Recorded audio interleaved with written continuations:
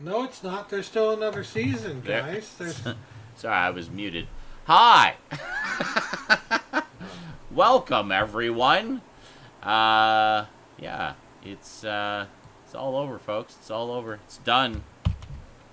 Finale. no, It's over. that's not what finale means. Finale means it never ends. Never. Yes, sure. It's totally not like at the end of the old movies where the movie ends, the hero rides off into the sunset, and then you see the word Finn appear. That just means he's Who's going Finn? fishing, and we're gonna see him again real soon. So, Finn, as in from Star Wars. Finn? from you mean Star Trek? No, Finn. The only Finn that From matters? Star Wars. Finnegan, Kirk's rivalry from the academy. Oh, Kirk, No. me Jimmy, me boyo. Have to kick your butt again and again. Ha ha ha ha ha. Oh my God, that episode was amazing. So, yeah, I have to say that was a pretty satisfying finale to a very satisfying and harrowing series. From the very beginning Yeah. of the episode, when you see Tyrion, Oh, uh, walking through the streets. yeah, in particular when he goes to see if his brother's still alive, right? Yeah. And he sees the hand. And Yeah. what struck me about that imagery is that he was the hand of the queen, and there is this other gold metallic hand that represents his brother Sort of sticking a out of the. visual. This episode was full of symbolism like that. It Yeah. was every other, I don't know, every other scene had some kind of symbolism like that. It was fantastic. That's very true. Hi, Blade. How's it going? Welcome to the chat. We're talking about Game of Thrones today. Final episode. We just finished watching it. I think Stout finished watching it just as I started watching it, so we waited till I finished watching it. Now we're talking about it, sort of giving our thoughts, Yes. because we're the only two in our little group that's watched it. But yeah, there was a lot of great little moments in the finale. I mean, after the cataclysmic events of the previous episode, I mean, there were certain things that you knew had to happen in this season. Like, basically, you knew that, well, I guess Dany is doomed. The only question You had a is... feeling. The only question is, how is it going to happen and who's going to do it? My money was on Jon the whole time. It was either, I figured either she was going to get the upper hand somehow, which wouldn't have been impossible because, you know, she's got a bunch of loyal soldiers All the Unsullied, ready yeah. to fight for And the her. Dothraki, And the Dothraki, yeah. yeah. And I just was like, well, even if somebody did try to kill her, how would they get away with it, right? Mhm. Well, Yeah. anyways, The I one... figured there were a few people Yeah. you could count on to maybe be like the one to try and take Dany out, and I thought it might be Arya, but Yeah. Yeah. you know, Because she was the way it certainly... worked out was even more beautiful. It felt almost like a Arya was certainly... Shakespeare story. Yeah, yeah, it really was. Yes, well, because Arya was watching disapprovingly from the crowd as Dany was addressing everyone. So you're like, huh, is Arya gonna get a double whammy this season? But no, I had a feeling it wasn't gonna be her simply because her big moment was taking out the Night King. But but yeah, I gotta agree. It had a very Shakespeare kind of vibe to it. And as soon as they were having that conversation, and Dany's trying to make it all light and stuff, talking about how when she was a little girl, how she envisioned the Iron Throne and everything, and Jon's just like, yeah, I don't want to hear your fucking cute little anecdote about when you were a little girl. You just killed, like, so many people.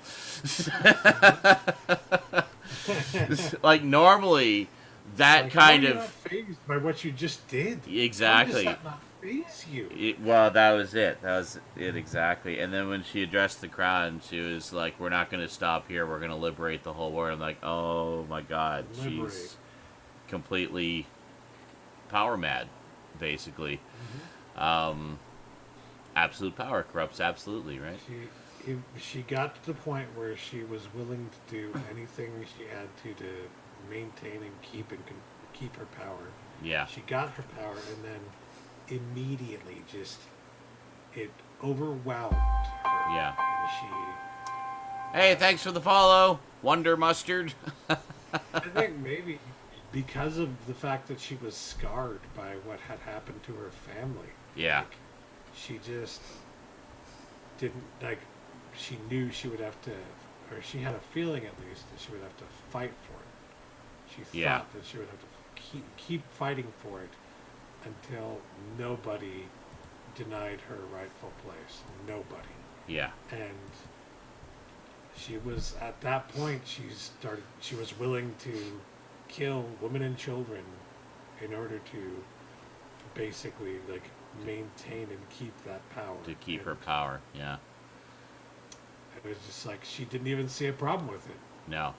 She didn't even see a problem with it. No. Which is like, that shows you that she did kind of change, because she wasn't always like that. And Well, Tyrion kind of laid that out, you know? Well, as I was going to say, like, there's that scene with Tyrion where he does kind of lay it out, how the... God damn it, Carlatin, just leave it wide open. We're leaving this one wide open. Until we get like 1,000 viewers, don't worry about it. Yeah, just leave it. Yeah, Tyrion just kind of laid it out. It's like, well, she killed all these people, and we cheered because those were bad people. And then she killed all these people, and we cheered because they were bad people. And it never occurred to us, maybe she's just killing all these people, not so much to be the good person and whatnot, but these are people who stand in the way of her power, and it's just, we didn't complain at the time because at the time it was just bad people, but apparently it doesn't matter if they're bad people, it's any people. Exactly. And if I had one disappointment at all, it was just I was a little underwhelmed by Cersei's death. I really wanted that to be a little bit more momentous and more of an event witnessed by lots of people. But rather than being alone in the basement with her incest lover brother and having the ceiling falling on them. It's time for you to accept that this is Game of Thrones and you were never going to get what you wanted. All right, what would you suggest? It's never going to happen. What would you suggest the title be? Hold on. The Game of Thrones. Hold on. It does need to be more clickbaity. Hold on. Let's see here. So. All the reasons you were wrong. Best finale. Oh wait, just put best finale ever. Oh man, that'll do it. That will do it. Best finale ever.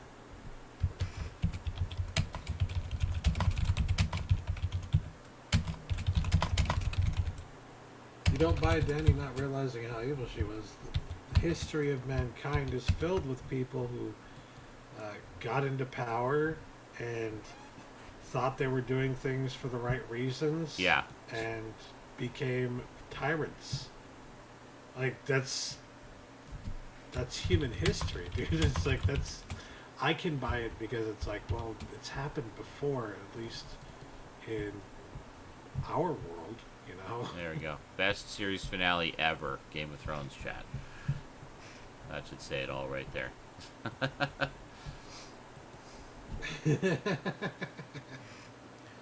Prove us wrong.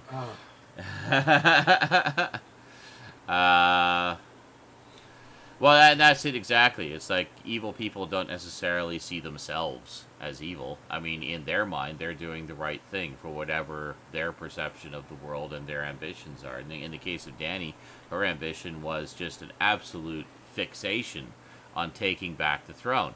where she felt it was wrongly taken from them, and she wanted to that reclaim was, it. from the very beginning, that was her ambition. Yeah. People forget that. Like, they want to see her as the breaker of chains, the mother of dragons. They want to see her as all these delightful things. A strong, powerful woman who actually wants to help the world, right? You need to remember where it all began when she was talking to her brother in the first season. The first episode. It all began with her. Yes. With her, it all began with, we need to take back the Iron Throne. This is our birthright, and it has to be a Targaryen on the Iron Throne. Yeah. No matter what. She was, her brother was, if I remember correctly, even more adamant than she was, but she still felt that very same way. And yeah. Oh, God, can you imagine if it had been Viserys? If it had been Viserys leading the armies through the entire series to the Iron Throne, you would have had no problem accepting Viserys doing a 180 at the end. Because he was off his rocker to begin with. But just remember, she's part of that same family, that same bloodline. So, yeah. I like what Brinsley suggested. It's like, he says, that's true, I just felt like the switch was too abrupt. Yeah, it was obviously meant to be a shocking last-minute turn. But, if you look at it, I've been talking about this before, is like, if you see, if you just kind of watch her arc over the course of it, you can see that there are aspects of her character and her ambitions and her focal points, if you will, that could go one way or the other. She's done some questionable things over the season. She's roasted some people that maybe didn't necessarily deserve to be roasted, but she saw them as a threat, so she roasted them. So this was obvious. The massacre of King's Landing is obviously taking it to the nth degree, but to the ultimate extreme. But she, as she put it herself, she saw it as these people were standing with Cersei, and it was about taking down anyone who was loyal to her enemies, even if they're innocent. It's about sending a message. It's about sending a message, yeah. And that's true, Brinsley. She does get progressively more brutal as the seasons go by. Absolutely.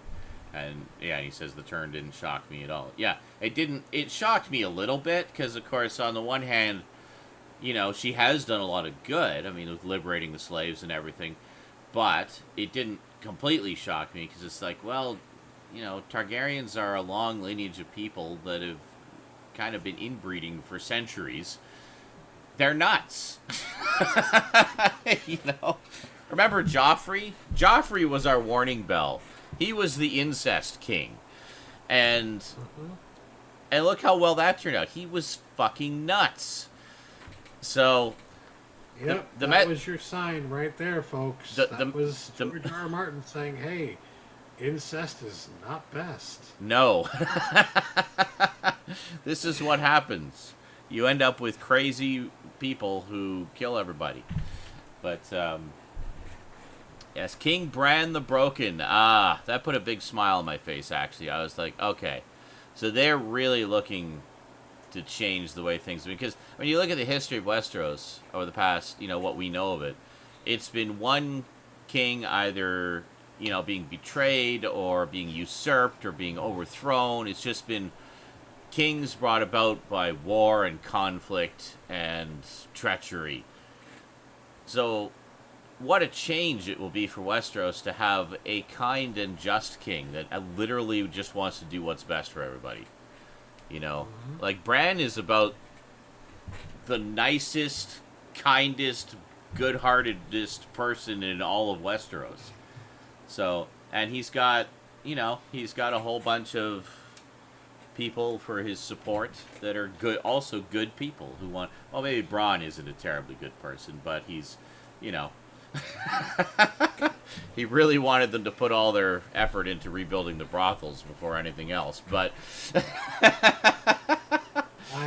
but he's not a bad person, I really like the fact that there were little things here and there that Yeah. even though it was technically kind of a happy ending with Yes. Bran becoming the king, Mm-hmm. and it's like, you can pretty much rely on him being a decent leader, right? Yes. But even though there was that stuff, there was also the stuff like what you're saying about Braun, where he's like, I don't know, I think we should do this first. And they left little things in there like, Mm-hmm. like John, you technically could still come back at some point. Yeah. We don't know what would happen. So they leave it open. Obviously, this is the end. It's the finale. Mm-hmm. But they leave it open, or I should say George R. R. Martin, because I'm convinced like he had all this in mind.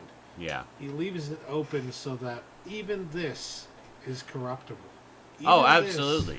Yeah. this is something that might fail. Yeah. It starts Probably off good will. with the best of intentions, but nothing is perfect. There's always room for failure. But yeah, I think it is interesting, Blade. He says, and a king that would know what's actually going on in Westeros. Yeah, a king who is not just a regular guy like everybody else has been, but he's also the three-eyed raven. So, like, he sees everything. He knows everything. And he doesn't judge. He just, like, sees it, acknowledges it, and, makes sure everybody is where they need to be to deal with things, I loved Tyrion's explanation of his point of view.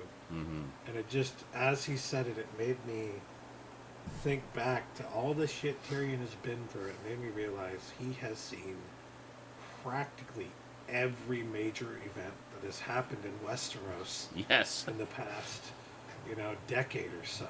Yeah. He's an old man who's been through several wars at this point. He's been through several battles, several, disappointing experiences and heartbreaking experiences, and he has been beside leaders almost the entire time. That's true. Yeah. So he's seen All the major leaders players. in Westeros. Mm-hmm. He has watched them do business and how they do business. Mm-hmm. He, better than anyone else, knows what he's talking about when it comes to the failings of past leaders. Yeah. So when he says what we should probably be doing in the future, it comes with actually a sense of authority from Tyrion. Yeah. Because he actually has been there and witnessed all of that shit. Mm-hmm. He's not even saying that he's like the best person to come to for this, but in a weird, ironic sort of way, he is the best person to talk to about this kind of stuff. He does know better than anybody else because he's been there and he's witnessed it all. And, Well, as you say, I mean, a lot of it firsthand as well. Like, I mean, he's been firsthand. Get it? He's been hand to a few kings and queens, and he's been master of coin. I mean, he was with Cersei. He was with Daenerys. He was with Jon for a while. And he's seen everything firsthand. So I thought it was perfect. Like, who better to be the hand to the king? And at first he was like, well, I don't really want to again. But I loved that. It's like, that was actually the one moment in the episode that made me tear up a little bit because I really thought about wow, that is the best punishment for Tyrion. That is just it's the last thing he wants. It's the one thing he would run away from more than anything. Yeah. And Bran's basically saying, no, this is your punishment. You're fucking doing this. Yeah. You're an indentured servant now. This king. This is your punishment. However, Bran also knows, like, this is something that Tyrion is going to excel at. And, he's going to do a really good job of it. And in his own way, I'm sure he will come to enjoy it. Because, I mean, this is not going to be the same as when he was the hand to Daenerys. And a lot of his actions were, damage control or trying to be damage control and try to rein her in and say, like, no, let's not do this. Let's do this instead. Or let's just wait a little bit before we go charging in. It's like, no, we have to take the throne now. It's like, okay, I'm your hand. You asked my advice, and I'm just giving it to you. Don't kill me. But And I had a funny feeling at the beginning of this season that Tyrion would be the only Lannister left alive at that point, and well, Sure enough. sure enough. Yeah. I mean, we literally saw them kill the last of the Lannister army in the street. Grey Worm slitting their throats, much to Jon's disgust. But, No, Brinsley, I didn't. No. I didn't like Cersei. Yeah. I felt bad for Jamie. Yeah. I teared up a little bit, I guess, when what's her name? Brienne. When she was writing about Jamie, because it's Yeah. just like, who better to write his story? Yeah. You know? Well, and who's And gonna? she had like a tumultuous relationship with him at the end there too. I so know, and but she's not gonna color it with any kind of propaganda, and Yeah. she's just gonna say these were his deeds. I mean, she colored it a little bit because I mean, regardless of what happens, she clearly still will always have a special place in her heart for him, and respected him. yeah, Okay, so that's it. she made sure that his entry was as noble as it possibly could be, and just told of his deeds. And there was nothing she wrote in there that wasn't true. It was all true. But it's just the way it was worded was so that, no judgments would be made. But that was it. Yep. So, yeah, that was... I'd just like to say, I remember a while back, a few weeks back, you were talking about how you thought... What you thought the final scene would be. When you were saying how you thought that the final scene would be... I don't even remember. So. It would be... I don't remember exactly how you worded it, but the gist of it was... You imagined that it would be Sam sitting in the archives, wherever it was that he was, just sitting there at a table surrounded by books, writing in a book. And then when he closes the book, you see that the title is A Song of Ice and Fire. And like that he's writing the story of what it was. And he said that's what... I don't remember predicting that. Okay, well, you did. So that's what you said that the final scene would likely be. And I'd just like to say... You almost called it. Wasn't the final scene. It wasn't the final scene, but when he brings the book over to Tyrion, he's like, "What's this?" And he opens it up, and it's A Song of Ice and Fire. I'm like, "Oh, that's perfect." So, so it wasn't that it ended there, but Sam was actually helping to write the chronicle of the events, which is great. I loved Tyrion's reaction. I assume he didn't write well of me. Oh yeah. Did he write poorly of me? It's like, well, actually, I don't think you're really mentioned at all. What? And just Braun kind of smirking at him. Pushes it aside like, I'm done with this now. Yeah.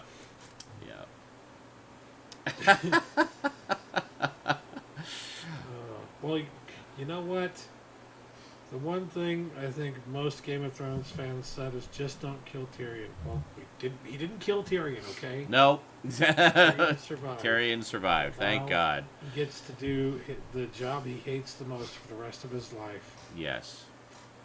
Because even there, you don't get to be happy. Yeah. Even in a Game of happy Thrones. ending, you can't truly be happy, but... And I mean, the whole fucking plot of Game of Thrones this whole fucking time has been leading up to something we all fucking knew was going to happen, which is that nobody wins. In the Game of Thrones, nobody wins. Guess what? Yeah. In the Game of Thrones, nobody won. Yes. And people are, I see a lot of people are saying, meh, that kind of fell flat. And it's like, how were you not expecting this? This is exactly how it was always going to end. Yeah. In the Game of Thrones, nobody wins. You win or you die. No, nobody wins. Everybody dies. Everybody who tries to play the game dies. Notice how it was mostly the people who didn't give a shit about the game who lived, or who just kept getting sucked into it but didn't actually want to play. Yeah. So what else was wonderful about the finale that we loved? and that everybody else hated. Well, the way that what's his name, Drogon the dragon, Drogon, yeah, Drogon. yeah, The way that when he saw what happened to Daenerys, yeah. instead of just getting mad at Jon and trying to hurt Jon, he just fuck this throne. Fuck this throne. So it's this like throne killed my mom. So it's like, well, and it shows how smart Drogon really is. Like, even without seeing the throne, without, knowing much, comprehending the way humans do, he still understood that this fucking chair is what all of this was about, and what ultimately got my mom killed. So, yeah, I loved how he just, like, unloaded on the Iron Throne until it melted into molten slag. It was just a pile of smoldering molten metal. Now, one thing I was pretty sure of all the way through was that by the time we got to the end, the Iron Throne's gone by the end. And it's going to be some kind of, after they come through everything, they're going to do, it's going to be, this has been horrible, we need a new fresh start. And essentially that's how it turned out. But I just didn't know how exactly it was going to happen, so... The throne destroyed by dragonfire. I can dig that, I heard there was a part, somebody mentioned that there's a part in one of the earlier seasons where Vision, not just the Vision she talked about, like, maybe it is the same Vision, but she talked about having seen the Iron Throne in her vision. Mm-hmm. And if you actually go back to the episode where she sees the Iron Throne in her vision, it's like, it is the Iron Throne as we know it, and then it's surrounded, like, it's in a broken down building. Mm-hmm. It looks like there's snow falling, which is pretty much exactly what we got, except for it wasn't snow. It was ash. Yeah. That is it. Sorry, now you cut out for a second there. I'm blanking on who was it who had that vision?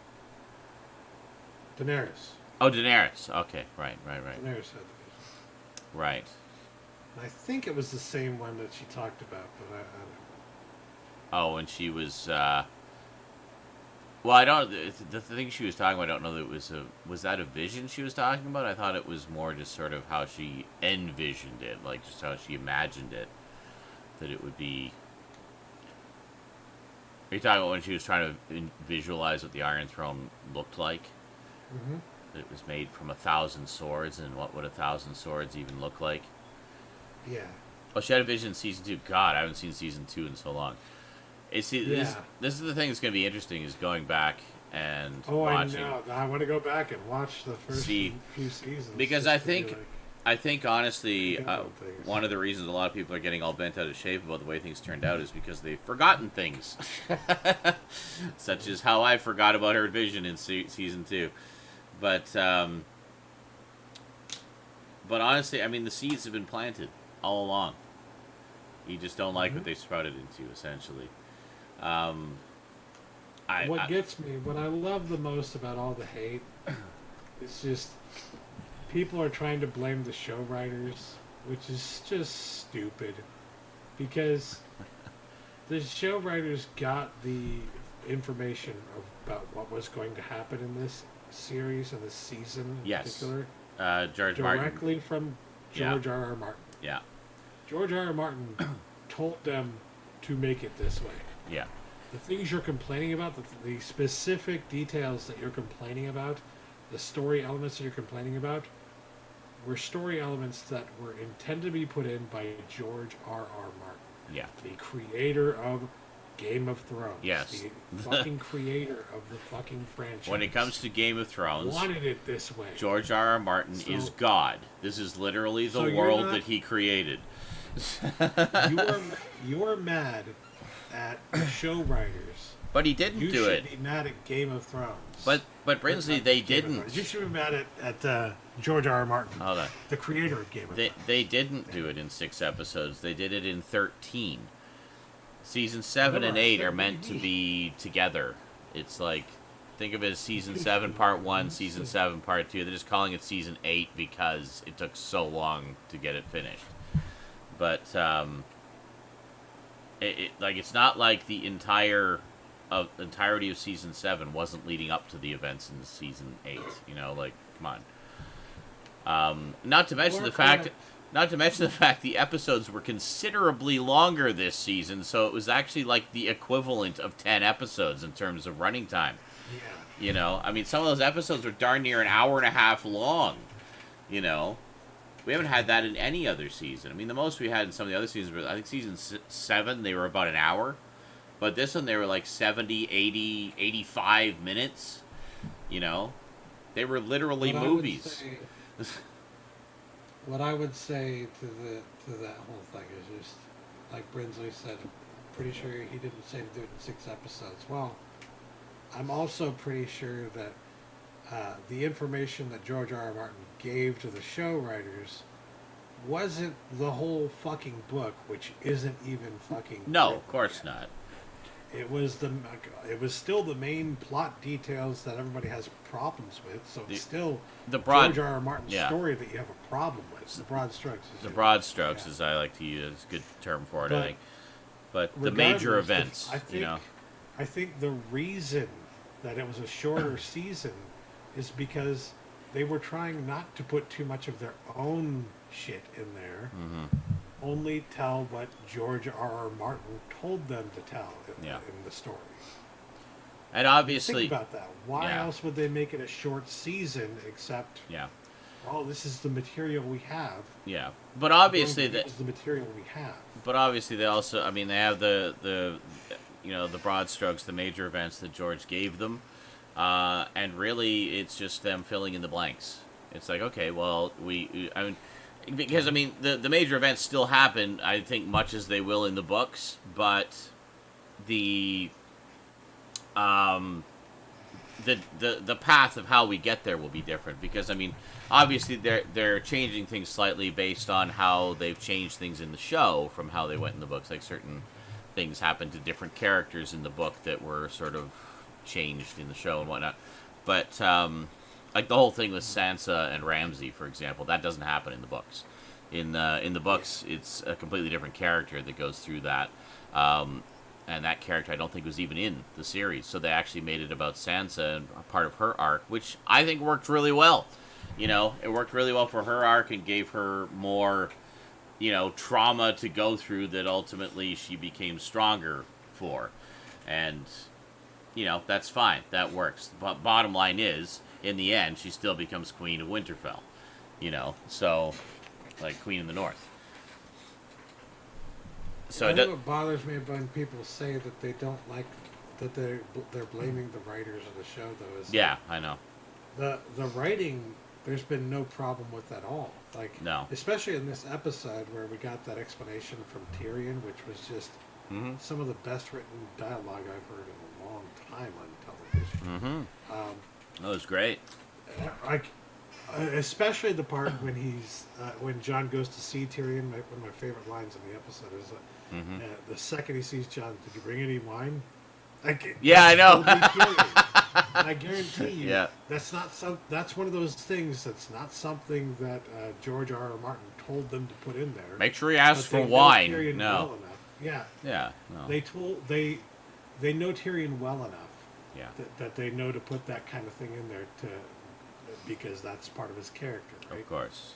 And they know him well enough that they had him give that eloquent, wonderful speech. And that is what the writers did. Yeah. You're telling me that every piece of dialogue in this last season sucked? Yeah. No, it did not. No, it did not. The dialogue is where the writers came in, not the fucking big plot points. The big plot points were George R. R. Martin. Yeah. And really, like... And the dialogue... Yeah. I was just going to say, like, just generally speaking, dialogue, like, the quality of the dialogue and the poignancy of the dialogue a lot of the times has always been one of the big strengths of the show. And I don't feel that this season was any different in that regard. I think there was some great moments. in there, and some wonderful dialogue. I mean, when Tyrion lays it all out, like we were talking about with Daenerys, how like, well, we could have seen this coming, and some of us did, but nobody wanted to listen. He laid it all out very clearly, I thought. And I thought it's almost like they knew that people were going to lose their shit with the big 180 with Daenerys in episode 5. And then, well, we'll have Tyrion explain it in the next episode. It's like, well, actually, dun-dun-dun-dun-dun-dun-dun-dun, and dun-dun-dun-dun-dun-dun-dun, yeah. And dun-dun-dun-dun-dun-dun. So I'm like, yep, that actually does kind of make sense. Thank you very much, Tyrion. But no, of course, people are so dead set on hating that twist that they just refuse to even give Tyrion the time of day now. It's like, well, we can't trust Tyrion anymore because Tyrion used to be the smartest guy in the show, and now he's just doing stupid things. I think the reality is people wanted Dany to be something she wasn't. Yeah. And I can understand that. I can appreciate that. But also, you don't control the fucking show. You don't control the fucking story. As George R. R. Martin puts it, is the one who creates the story. Yes. And you can like it or not. Doesn't fucking matter to the artist. Yeah, you don't have to like it. You don't have to love it. You don't have to hate it. I mean, it's entirely up to you what your reaction to it is. Bottom line is, this is the story that they set out to tell. And everybody's overreacting. Like, oh, they just rushed it. And they just, they don't care. They just wanted to get it over with. Blah, blah, blah. They spent 2 years working on this season. Don't tell me they fucking rushed it. They took their sweet ass time to make it exactly into what they wanted it to be. Everything was intentional and meticulously planned. It's not like they just quickly scribble out a script. There you go. I don't know. Have Daenerys kill everybody. I don't care. Whatever. That's longer than most movies get. 2 years. Yes. Oh my God, Brins, I love that. It's like, well, at least my ashes can be, Varys' ashes can be next to my ashes, and he can say, "I told you so." Yeah, that was great. Notes of these counterpoints to the haters will bring up. Well, honestly, I think there's a couple of reasons for the overreaction. I mean, obviously, this is a show that has resonated very strongly with people for 9 years, basically. That's a long time. It's had a really good run. They've invested a lot into it. Yeah. They've invested a lot into it. I mean, and it's also it's the type of show that affects the viewers very deeply and very powerfully, and that's one of the things that's always been a real strength with it, is the fact that it affects everybody who watches it. I mean, it's just so powerful and emotional. And I mean, there's a few things. I mean, obviously, everybody has in their mind their own version of how they want it to end. I mean, there's been tons. I mean, how many fan theories over those 9 years, especially since they hit the end of the books, and then suddenly nobody knew what was going to happen. We were all on the same page. I remember when that happened, when we got to the end of season 5, and I was like, we're apparently at the end of the books now, so we're in completely uncharted territory. And and then a lot of people were like, well, it sucks now that they're not in the books. I think it was a lot of book fans were just a little bit miffed that suddenly they didn't know what was going to happen, and that the show overtook the books. So they couldn't be all smart out like, well, I know what happens and you don't. Ha ha ha ha. I could post spoilers and tell you right now when Joffrey dies. Oh, did I say that Joffrey dies? Oh, hee hee. And suddenly, nobody knew what was going to happen. So then, of course, it's like, oh, well, I don't like what's happening. This is just the show writers making shit up that's never going to happen in the books and blah, blah, blah, blah, blah. So, yeah, I think people don't want it to end too, but oh, absolutely, because it's such a rich, detailed world. I mean, it's like what Tyrion said, that wonderful speech he gives about spoilers degenerate. Everyone dies. Absolutely everyone. There's just a big nuclear explosion of dragonfire at the end, wiping out the entire world. The end. Especially Tyrion. They actually killed him 3 times somehow, just to really rub it in. Back to life twice, just to kill him again. I forgot what I was saying now. Oh yeah, no, I think it's that wonderful speech that Tyrion gave when they're all trying to decide who the king's going to be. Or he's talking about how it's not about the battles and the money and all this. It's about the stories. The stories are what endure. The stories are what lives on. And I was like, oh, what a great parallel for the fact that we're watching a wonderful story that's going to live on and we're going to remember forever. You know, the story of Game of Thrones. Also, kind of George R.R. Martin's little wank fest there, because he just can't get over how much he is the writer and the creator of the story, is the god of the story, and he's the most important one. He should be the one in charge. You know? Yeah, I feel like that's maybe not I wouldn't say not intentionally, but it's just one of those things that kind of comes through in a lot of writing, not just George R.R. Martin. It's just writers in general tend to put themselves into their stories, and when they do, they always see themselves positively as the good guy, as the one who's the best, most uplifting character. I don't know. Did you see Stephen King's appearance in Creepshow? I wouldn't say he was the most positive and uplifting character there. Fair enough. He turned into a plant, for God's sake. What I'm saying is, he's the storyteller, right? Yeah. So here's this part of the story where he's basically allowing Tyrion to say that the storytellers are the good ones. The storytellers are the ones you should trust. The storytellers are the ones who should be given power. And it's like... Yeah, I see what you're doing there. Well, and I still love pulling out George R.R. Martin's famous quote: "Art is not a democracy. You don't get to decide how it ends." And speaking of democracy, holy shit! Yeah. That moment. When, when Sam's like, "Hey, what if we just let the people decide?" and everyone just uproariously laughs, just like, oh. Yeah. Oh yeah, I'll ask my horse. I'll ask the dogs. So, that was great. In the universe of Westeros, democracy is a joke. The idea of democracy is to be laughed at. Thanks for the follow, Mr. Ladies Man. And then, of course, before that, what made me laugh even harder was the moment right before that when the guy, I can't remember what his name is, but he comes up and he's talking about I think it's kind of the point. I don't remember his name either. It's like I recognize it. It's like, who the fuck is this guy again? And he's just like, I think I would be a great... Edmund. It was Edmund. Yes. Edmund. I think. Just sit down. And I laughed for 2 minutes straight. It was amazing. Oh, that was great. And he was like, fine, I'll be king. Yeah, no, you won't. Just that is down. Officially one of my favorite moments in the entire series. It is such a perfect example of politics in the real world, and the way it works in the real world. Yes. People come up, you don't know who the hell they are or what they actually want or what they represent. And you just want to tell them to shut up and sit down. Oh, yeah. No, there was definitely some good moments in there.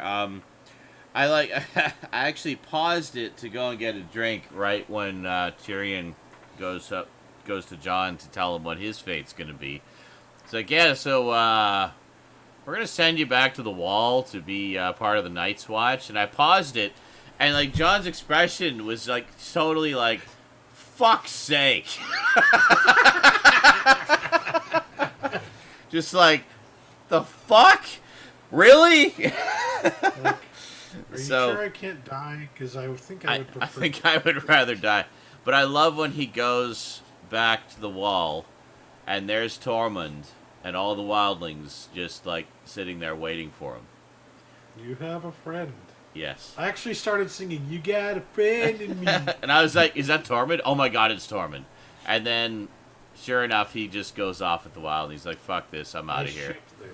I shipped this. It's yeah, exactly. That was the perfect way, because I thought it was great. You know that they're going to, they already wanted him to be a leader. Yeah, So they're that's going true. to make him a leader in the North. He'll be the next Mance Raider, essentially. Because, you know. But I like the fact that, I mean, so much has changed since then. It used to be the wildlings were seen as these wild, crazy people to be feared and such. But now they're friends, essentially. Like, they've fought together, they've died together, and they respect each other now. It's like they've broken down the wall, as it were, of sort of mythology and urban legend and actually got to the truth. It's like, no, they're just people. They're just people that like to live out in nature.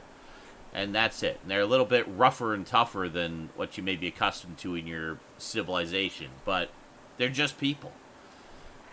And, I thought it was kind of beautiful that Jon decided to just go off with them. It's like, what do they even need the Night's Watch for? The Night King's dead. It's done. There's no more threats up there. It's just wilderness. So...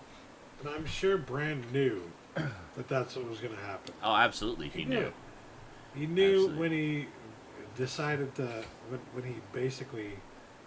We didn't actually see him decide to do that, but I mean... No, it was just we saw when Tyrion brought him the message. Yeah. When the deliberation was happening, I'm sure that he knew that's what would happen if he went back up there. So... Yeah. Yep. Tormund calls Winterfell the South as well. Just Yeah. Here, Jon. Well, to him it is. To him, everything is South. But there's also a moment earlier in the series where Arya talks about wondering what is west of Westeros, and was there something? Was there a seed for that earlier?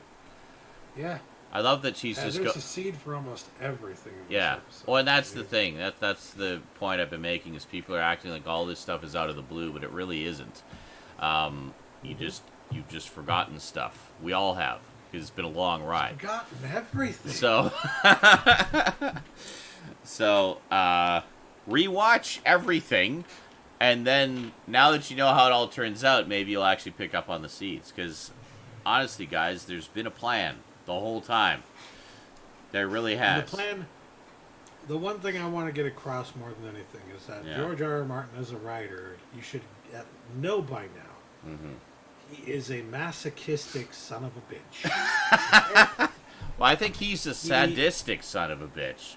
We're the masochists. And we're the masochists. Yeah. We're the masochists. He's a sadistic son of a bitch, and he punishes the audience, us, all the time. Yes. And we keep coming back for more because we're the masochists. Yes. Hurt us more, George, please.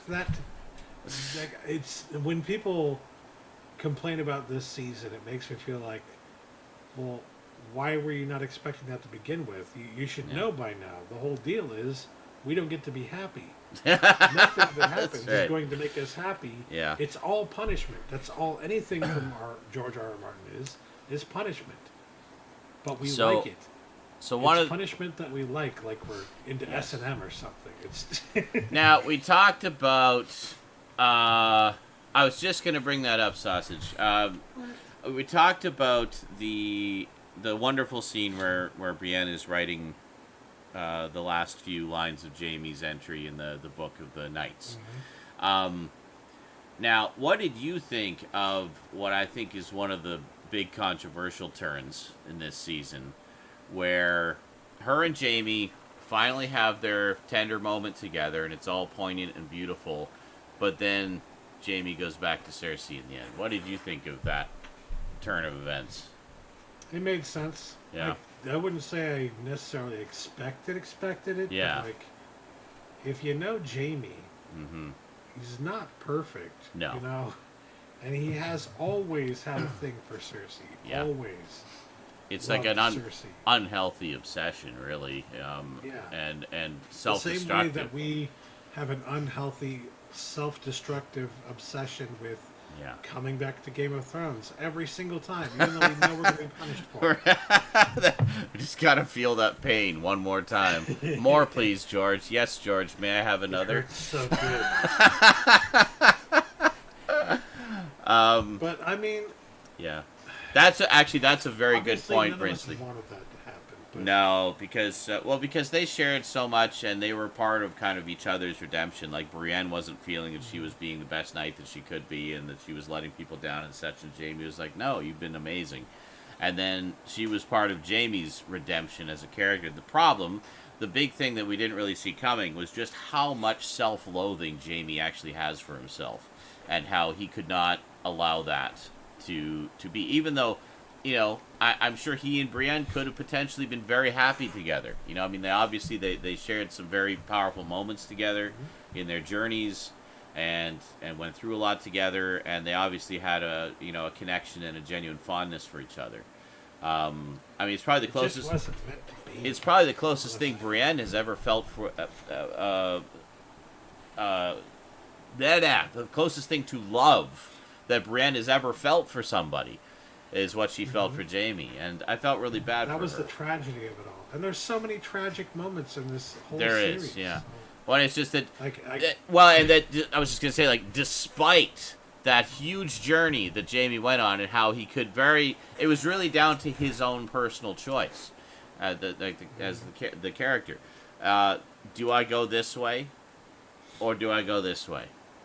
And he chose, honestly, I think, to take the easy way out, rather than the potentially difficult, yet possibly more rewarding way. And instead of trying to make things work with Brienne, he went back to Cersei again. And he didn't get what he wanted either, by the way. And even the way, I guess he did finally reach Cersei. well, he did, but it didn't really. But then, and he basically told her in that, like, just heartbreaking speech where he's just saying, "I always go back to Cersei. I always go back to Cersei." He basically just said to Brienne, "I'm sorry, Brienne, but I'm fucking trash. I'm just a trash fire of a human being. Goodbye." He never got his shit together, guys. No, like, he did. They want you to believe he did, but if you just go back and look at all the shit Brienne wrote about him, all right? And you'll see he's just going back and forth, like he's bipolar or something. Yeah. Like, yeah, it's he had like, problems. Sometimes he's good, sometimes he's bad. Like, yeah. And there's never a moment where he's going to just suddenly be good, and that's it. No, like, well, and also, is. I think because of some of the bad things he's done over the course of the series, he could never truly be fully redeemed anyway. Even if he started off and, like, just sort of lived the rest of his life in a wellspring of goodness, I don't think there could ever be full redemption for him just because of, some of the things that he did. But, it's tough. And that's what makes this so beautiful. And that's the fact that people are so passionate about it and getting so angry about it, only shows, I think, how good it is, because it's affected people so deeply and so profoundly. And that's just it. And also just Art how isn't there to make you happy, all right? Well, Art is there to make you feel something. Yes. And that's what happened. Well, and you also didn't like the feeling you got, but it made you feel something, didn't it? Also, the fact that we can take, look at these characters and they say, well, why did they just throw out the whole arc? It's like they didn't. A lot of these character arcs, you got to realize, like with Jaime, is a perfect example, could go in multiple directions. These are, I don't know if people are fully appreciating just how complex these characters actually are. Like, how multi-layered. I mean, go back and start over. Watch it all again and just follow the journey. Just pick a character and follow the journey that character goes on. And see how many twists and turns there are along the way. Look at Theon.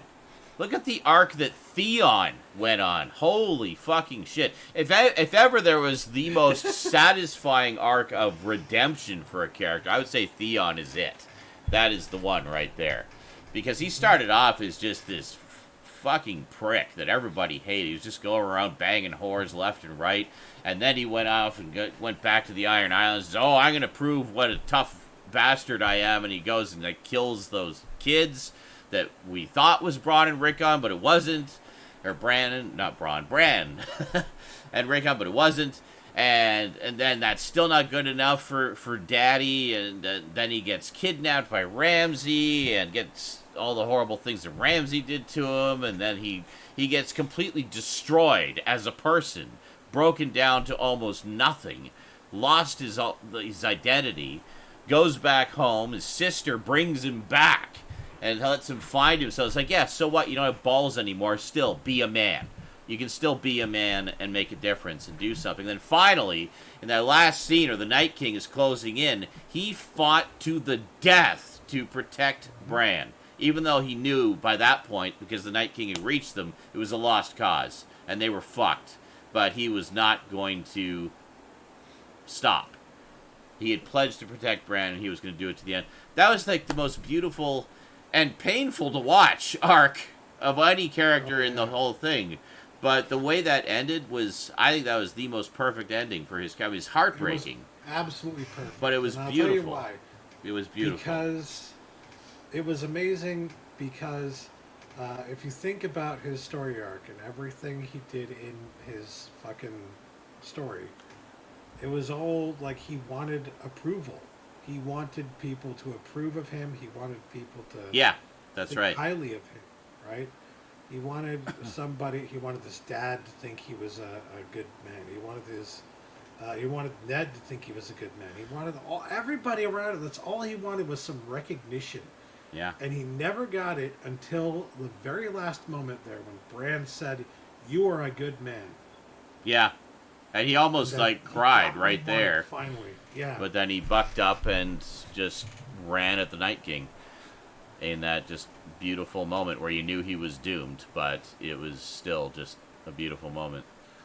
But yeah, you're a good man. Bran's arc was amazing. I love just the whole thing with Bran. Yeah. The one who was pushed out of the window and Brienne, lived. You know, huh? Because somebody mentioned Brienne earlier, and they said Brienne didn't have a status. Oh, right. Sorry, we got that's how we got into this whole discussion with characters. I disagree a little bit because, like, if you think about it, she was one of those people deliberating over who would be king or queen. Mm-hmm. She was in that group. That's true. Yeah. She went from somebody who wasn't respected among her own people. Yeah, it was to like suddenly mocked she's one and of made 12, fun of. Or not suddenly, but years later, she's one of like 12 people deciding on the fate of the entire nation. Yeah. That is the story of Brienne. That's true. The fact that she ended on that council. You know. Yeah. As one of the most highly respected. Well, and now she's one of the advisors to the. What was her title again? Did we find out what her title was? I can't remember. Because I know Bronn is the master of coin. Tyrion is the hand. The old guy whose name I can never remember, but I love his character. Brinsley says Kingsguard. She's the Kingsguard. Okay, yeah. Yeah, she got knighted. That was... You couldn't find a better one. I have to say that was a beautiful moment, too, where she got knighted. What was that, episode 3, I think? The night. Oh, yeah. That's what gives it away. She has the golden armor like Jaime. So she took over Jaime's role. Okay. Gotcha. Yeah, the symbolism there, too. So many little details. Yeah. Next time I watch it, I'm going through the Blu-ray sets. And I want to watch all of the extra featurettes that they included on the Blu-rays, which go more deeply into the lore and backstory of Westeros. So this one's... I've talked about these featurettes before. This is one of the reasons why it's worth getting the Blu-rays. I mean, first off, for the quality. They are reference quality, high definition. They're beautiful. But the other reason is better than oh, God, yeah, way better. Every single disc on the Blu-rays has a featurette on it about some of the backstory that relates specifically to events and things that are, or either things that happen or things that are mentioned in the episodes on that specific disc. So these featurettes are narrated by the actors from the show in character as their characters. So it's like the characters are narrating. Like the first one, for example, disc 1 of season 1 has a big long featurette, like 15, 20 minutes long, that's narrated by Robert Baratheon, talking about how he came to power and how he took the throne and everything.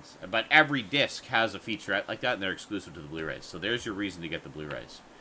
So, yeah. Well, I have to say to Brave, At what point did you not get the point of this episode of this entire series that it doesn't fucking matter who deserves the throne? The people who are claimed to be most deserving of the throne, the point of the series is that they all the time, every single time, are actually not deserving of the throne. Yeah. Well, and here's the thing. That's the whole point of Tyrion's speech at the end. Gendry, I believe Gendry is Robert's son, yeah. That's the whole thing, though, is like, okay, we all basically knew that it wasn't going to be Dany because of everything that happened. We knew that Jon didn't want it. He just flat out didn't want it. It's like, no, fuck that, I don't want to be king. It's like, but your lineage, I don't care. I don't want to be king. So it had to be one of two, as far as I was concerned. It had to be either Gendry or Bran. So I would have been happy with either one of those choices. I think Bran is the better choice, honestly. Simply because he has other people to be the strength, like the physical strength and the arm, as it were. But he's very smart and very perceptive, and I think he will be a good ruler because of that. You know, it's not all about physical strength. I mean, physical strength means nothing. It's all about how well you can rule. And they make that very clear in the very first fucking episode. I mean, the king in the very first episode of the series is a fat asshole who never gets off his ass and does anything. Yeah. Kings don't move. They don't do anything. Yeah, it's all his advisors and there's always the possibility that they might be called into war, but usually it's that's the last thing that would happen. You know what I mean? If all other resources are exhausted, that's what happens. Which is why you saw it so much with with Jon and everything, because in that case it's like they needed him because they didn't have enough people as it was to fend off all the shit they had to fend off. So that's right. Like, when it's necessary, a king will do that. But when it's not necessary, when it's like all your enemies have been defeated, what just happened? Yeah. And you don't need to do anything. You don't need, as a king, you don't need to get up off your ass, and that's exactly why King Robert didn't get up off his ass ever. King Robert Baratheon, who was not the best king. I don't think he was a bad guy. Like, he seemed like a pretty just cool guy to hang out with. But he didn't I mean, as much as he was all about, I took the throne and blah blah blah, it's actually not really. You just kind of slipped in there when Jaime killed the Mad King. But good on you. But I mean, if anything, it was being at the right place at the right time. Pretty much, yeah. And also I think even at that point, Cersei was kind of pulling the strings behind the scenes, because I mean, she was. Remember, like when the first time we really saw how much of a bitch Cersei really was that scene where I think it was Arya's dog had bit Joffrey, and they were like trying to find the dog, and it's like, okay, fine, we'll put the dog to death. And it's like, well, we can't find the dog. He's like, okay, we can't find the dog, whatever, it's no big deal. And Cersei's just like, there's another dog. And that's when they decided, it's like, okay, well, I guess we'll kill the other dog. So the fact that they just killed Sansa's dog instead, it just, but to me, as much as that scene was just about killing a dog, which I know bothers people anyway, and that's understandable, because animals are innocent, especially at that point. They were still puppies. But, lady. But that scene, I think, showed a lot more than what was on the surface. On the surface, it was just like Robert just trying to kind of, kids will be kids, whatever. And Cersei's like, no, one of the dogs has to die. That, to me, was the first hint we showed of just how much power and influence Cersei had. Because here she is basically worm-tonguing in the king's ear and getting him to do, because he was going to let it just slide. Like, whatever. But she was like, no, there needs to be blood. It's like, it's your fucking kids. But no, that's Cersei. And Yeah, he was a war hero. Yeah, he was a war hero. But I mean, by that point, we meet Robert. I mean, he's very much, the fat king sitting on his ass. Exactly. Like, you can say he's a war hero. He was before he became a king, and then when he became king, he sat on his ass. But that's the thing. Also, let everybody do everything for him. That's the thing. Also, is I mean, the whole idea I think here is that they were looking for a change from the way things have been for so long, and the way things have been for so long is it's always war heroes and conquerors and usurpers taking the throne. Why not just have someone who is a good person and smart and intelligent and wise and will rule without necessarily ruling with an iron fist, but with the best interest of the people at heart? Well, Bran the Broken. All hail King Bran. So, And I like that he was almost unanimously voted in. He was. I found it very interesting that the last people, they waited until the very end, Sansa and Arya, to say anything. Yeah.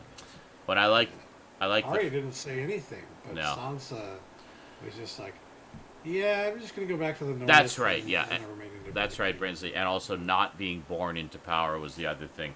But rather having leaders chosen, or at least, even if not voted on by the entire people, at least voted on by whoever the council was at the time. Like the representative leaders of all the different provinces in the kingdom. So they what was I going to say? Yeah, I love though that makes it feel even more grand and even more epic of a finale to me. Yeah, Is just the fact that, like, this ended with the change of an entire system of government. yes, Usually throughout history, that only happens after really huge, monumental events, which is what happened. Well, yeah. In episode 5, right? yeah, So we see that here. That's basically saying this is a monumental event, a monumental undertaking happening here. Literally, people are changing their system of government from a feudal system to something else. that's right. And And I don't think people like that, because I think a lot of people are like just saying that, well, they want it to remain a feudal system. They think it should remain a feudal system because, well, that's how I envision my my fantasy world. It's like, great, that's not what George R. R. Martin wanted, so fuck off. yeah. But yeah, I think one of the reasons people are annoyed is, as Brinsley said, it's like, I'm spoiled. I just wanted 10 seasons. It's like, I know we just wanted it to go on forever, but Wouldn't that be nice? but I mean, the other thing is, I mean, it was always intended to have a finite ending to it, and they actually gave us more than what we would have got otherwise. We would have had 7 seasons of 10 episodes apiece. Instead, we got, an additional 3 episodes, and the last 6 were like feature length. So, I mean, come on. We got more. How much more do you want, you spoiled brats? But but that's the thing that also they're saying, like, oh, it felt so rushed. It's like, well, how did you expect it to end? I mean, season 7 ended with the White Walkers blasting through the wall with their ice dragon. Like, I mean, it was going to be about 5 minutes from then that the battle begins. And, I mean, if anything, they stretched that out quite a bit. It wasn't until episode 4 we actually got that big battle. Or was it episode 3? I think it was episode 3.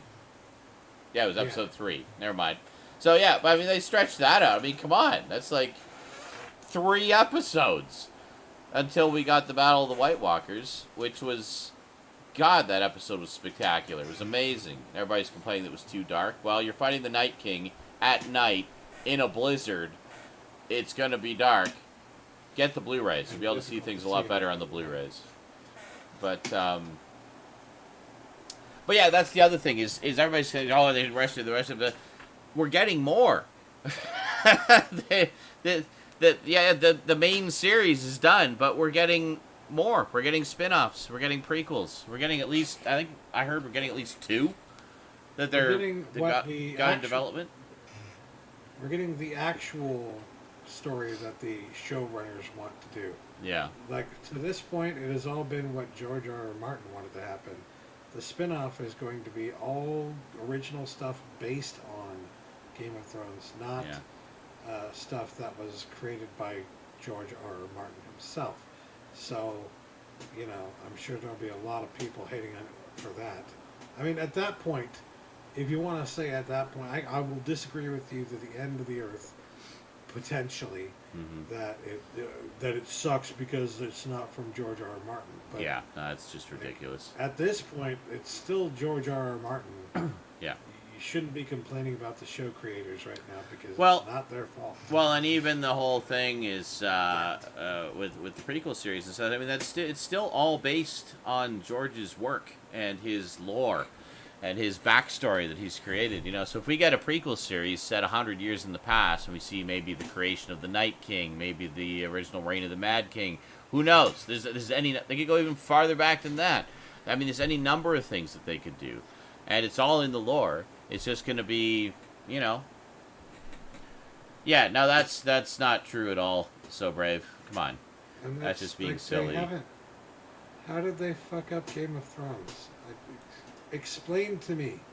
Tell me your issues. Yeah. With No, Game of Thrones, I mean, I will tell you how it's because of George R. R. Martin and not D&D. They, I mean, they had planned to end it with season 8 like a long time ago. That was the plan for a very, very long time, long before the Star Wars gig came about. When the Star Wars gig was just rumor territory for the longest time anyway. I mean, that was only just recently officially, finally confirmed as being happening long after season 8 was in the can. So, I mean, come on. Come on. Come on. Forget about it. I, for one, am looking forward to that Star Wars trilogy, by the way. Me too. That wonderful R-rated, full of sex and violence and bloodshed Star Wars trilogy from the makers of Game of Thrones. Saying that, I'm sure that's not how it's going to work. No, it's not. It's not. It's like when Peter Capaldi took over as the 12th Doctor. The only thing anybody had seen him in was the thick of it. So there's like, it's just going to be this cursing, swearing, foul-mouthed Doctor? What the hell? It's like, no, it was not. But you're right, it's not just Martin behind the show, but he's the one, as Sean says, creating the broad strokes of it. And that's what people take issue with. So when people say they don't like the broad strokes of it, which were created by George R. R. Martin, and then they blame the show writers for that, it gets on my nerves because you're blaming the wrong person. Yeah. You're getting all up in a tissy about fucking the show creators and the show writers when they didn't do anything wrong. Yeah. All they did was fill in the blanks, essentially, and gave us some wonderful dialogue and some wonderful character moments. Yeah, exactly. The dialogue, man. That's what makes me more excited than anything for the Star Wars movies because they've shown me they know how to create dialogue that remains true to the characters of a franchise with Game of Thrones. So I'm curious to see what they're going to do. Absolutely. But I've heard that the next ones are going to be based on Knights of the Old Republic. I'm excited for that if that's true. Actually, that wouldn't be too big of a stretch for them if that's the case, because that's almost like, I mean, that's so far in the back history. It's almost a fantasy world of Star Wars at that point, anyway. Because I mean, it's before the Empire, like long before the Empire and everything too. So it would be, interesting to see. Well, I know a lot of fans have been wanting to see something based in that era for a long time too. Plus, I mean, that gives them the freedom, much like the game did, to play around with that part of the lore without necessarily interfering with anything else that has gone before or since, in terms of continuity. I wouldn't say that, Brinsley. I don't think everyone was looking forward to that Star Wars until about 3 weeks ago. No, because it's just there were a lot of fans out there who just like have a hate boner for Star Wars right now. Yeah. nothing they could have been told about what's coming with Star Wars Yeah. would have appeased them. It doesn't matter. Just the fact that there is a new Star Wars coming and it's being made by Disney means automatically that it will suck and I will hate it. So, Yep. yeah, come on, people. I'm just so tired of the hate culture. And it seems like every major thing that comes out, it's got to be this cluster of people that hates it and downvotes it and talks shit about it. And it's like, we just had an incredibly satisfying final season to and one of the best series ever done for television, period. I really don't get the hate. Is it just because the story didn't turn out the way you wanted it to? That, I don't get it. I really don't get it. So, Age of Heroes: The Long Night. Is that one of the Game of Thrones spin-offs? Okay. Well, D&D are competent showrunners. I really don't get the hate for them. I mean, it's thanks to them that we're so passionate about Game of Thrones. I mean, they're the ones who made it into a viable TV series. It is thanks to them that it even happened. And why do you think they got a fucking Star Wars trilogy, for fuck's sake? I mean, yeah. Come on. So, incompetent showrunners. Okay, sure, whatever you say.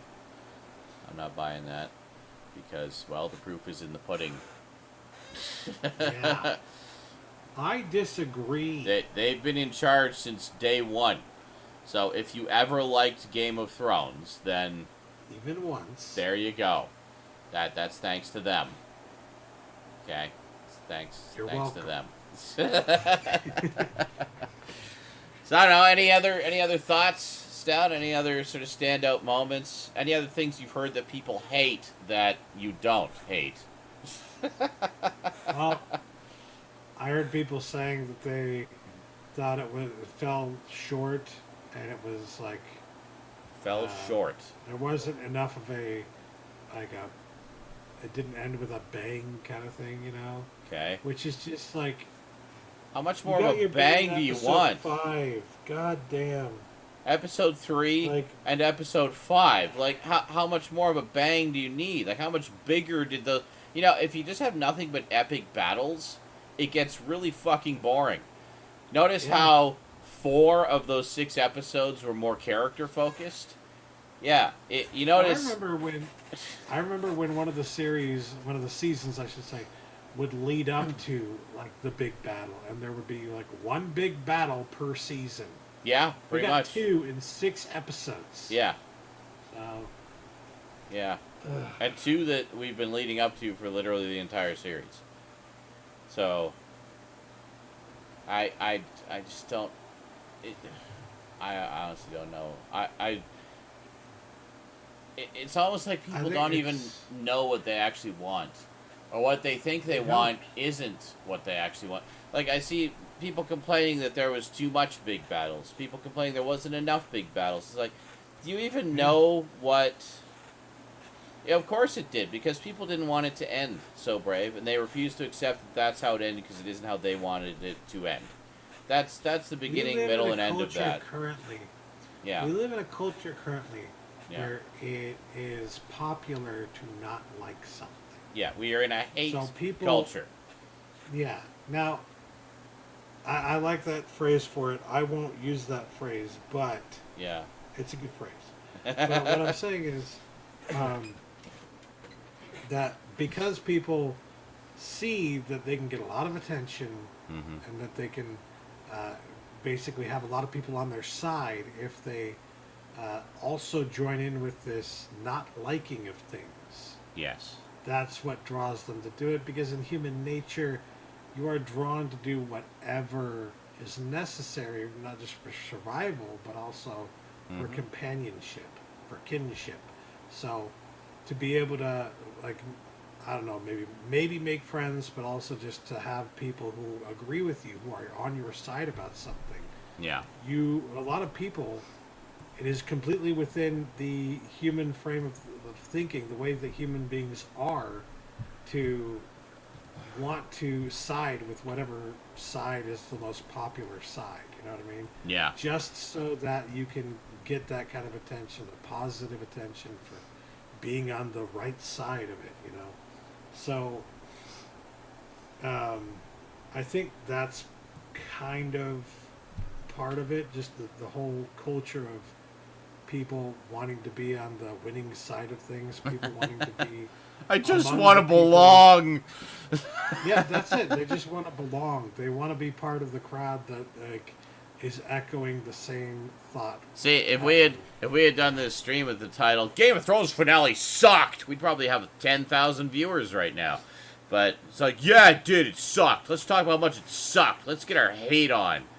Fuck Game of Thrones. See, that was your mistake. You should have. That's what you named it, actually. Should have said. Apparently, yeah. It's a crime to like something now. Worst ever.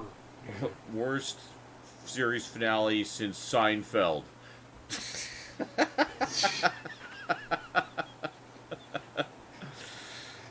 I did see some people posting like this is the worst series finale ever. Yeah, of course they do. You know what? I see that when just about any popular series ends. Not all. I mean, some of them just have exceptionally amazing finales that everybody's happy with right from the get-go, like Breaking Bad, and I think most people were happy with the Big Bang Theory finale the other week and stuff like that. But I mean, but some finales, I mean, just because of the nature of the show or whatever, just the severe investment in the characters and the story, sometimes the initial reaction is, I don't like how that ended, so I hate it. It sucks. I wanted it to end differently. But then, upon retrospect later, upon reviewing, it's like, oh, actually, that wasn't so bad. But, like, I remember it was The Sopranos, how The Sopranos ended. Everybody was all up in arms about it at the time. But now, people are like, no, that's actually a pretty good ending. It's like, okay. So, well, and same with Seinfeld. I mentioned kind of jokingly, but I remember at the time, people were pissed off by the Seinfeld episode. I mean, a couple of friends, I was in university at the time, and some of my friends were really good, or no, it was a couple years after university, but I still kept in touch with my university friends, some who were huge Seinfeld fans, and they're like, yeah, I don't know how I felt about that finale. It just kind of, I don't know, it was disappointing. But now it's seen as like one of the most brilliant sitcom finales ever, which it is. It's really quite a brilliant ending. Like, I mean, how do you, like, I've always thought, like, how do you even end a show like that? I mean, because this is just the story of people's lives. It could just potentially go on forever, you know? Mm-hmm. So how do you end that? So I like the fact that they kind of, it was almost like a parody of sitcom endings. How sitcoms often end with the obligatory happy ending, and Seinfeld decided to not end it that way and end it with them all in prison, literally being charged for being assholes. So, and I thought it was great. But, yeah,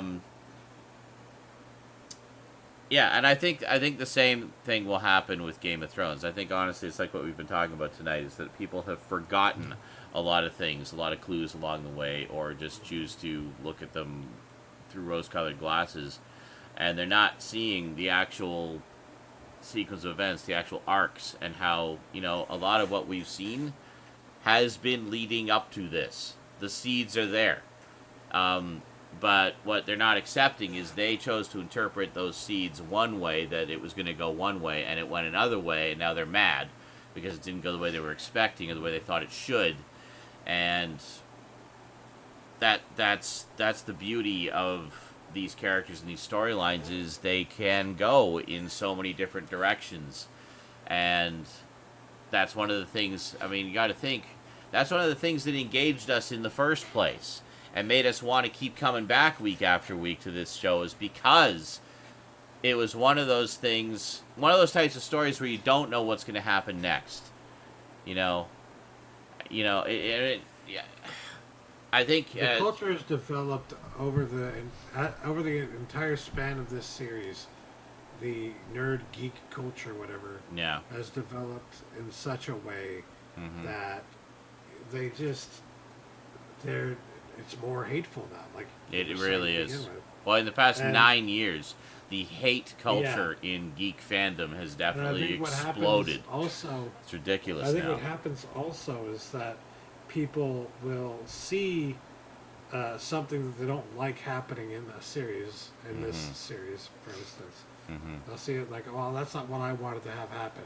Yeah. That's not how I wanted Danny's story to go, you know. Yeah. And they'll see that one little thing that kind of bothers them because it's not what they wanted. And then they'll go and look online for other people who feel the same way they do. Oh, it's an echo And they end chamber. up running into people who are like legit full-time haters who are Yeah. all about hating on Game of Thrones and Yeah. anything having to do with the new series. And so I think that's where a lot of it starts. It's just people who start just with not liking one aspect of it because, specifically because that's not what they wanted. Yeah. And then they go from something happening that they didn't want to happen Yeah. to the show writers are terrible. They ruined everything. Yeah. Because that's what they've heard from other people. Other people are telling them the show writers are at fault Yeah. when they aren't. You know? No. No, they really aren't. And they had a monumental task before them to sort of continue this story with nothing but the basic broad strokes that George R.R. Martin provided, and to do so in a way that would still satisfy, well, themselves just as writers, and also to satisfy the bajillions of fans. And and Blade raised an interesting point. First off, he said people wanted more characters to die. Yeah, I've seen a lot of complaints about plot armor, whereas George Martin kind of has this reputation and has said, I want people to be terrified to turn the page because they don't know what's going to happen if one of their favorite characters can die. And the thing is, Game of Thrones isn't necessarily about your favorite character suddenly dying. It's about you coming to care about those characters and being legitimately concerned that they might die. Sometimes they do, sometimes they don't. Doesn't mean they have plot armor. It just means that you've been given that depth of caring for this character because they're so well developed that you care what happens to them. So, no, it's fine that not so many people died in this scene. A lot of people did. A lot of my mom's a huge fan of this show, and I know for a fact there's a few deaths in the final season that are just going to break her heart because they're some of her favorite characters. So, it's all relative. I think people are misunderstanding what Game of Thrones is and what makes it so endearing to the viewers. It's not about characters dying. It's about you caring about the characters so you don't want them to die. And you're concerned that they might because a lot of other characters have died in this show. And, everybody's fair game. So, just because a lot of characters didn't, doesn't mean that they copped out or that it's plot armor. It's just that's where those stories were intended to go. Yeah. It wasn't supposed to be agree. everybody dies at the end. It was supposed to be, certain characters die where, it makes sense in the story. I mean, I'm just glad Tyrion made it to the end. But I was legit concerned that he might not, because he was in a lot of dangerous situations throughout the entire series. Why? Because of the quality of the writing and the character development and the wonderful Peter Dinklage. I really cared about that character. So, but Blade raises another interesting point. It says Daenerys Targaryen would not be a good queen because she rules with her emotions. Bran has no emotions. Well, I don't know if he has no emotions. He's got them under control. He's very, one with himself and the universe. And Worm Disease says... he is no longer Bran, to be fair. That is true. He is the three-eyed raven now. But Worm Disease says Joffrey seems to rule with quite a bit of emotion. Yes, he ruled with flat-out tantrums. And... fucking the incest king. Like, he was just... His head wiring was just so fucked up. Like, it really was. He just did not know how to interact with people. You know. Well, we could do a whole show just talking about Joffrey. But I gotta give mad props to what's his face, the actor who played him.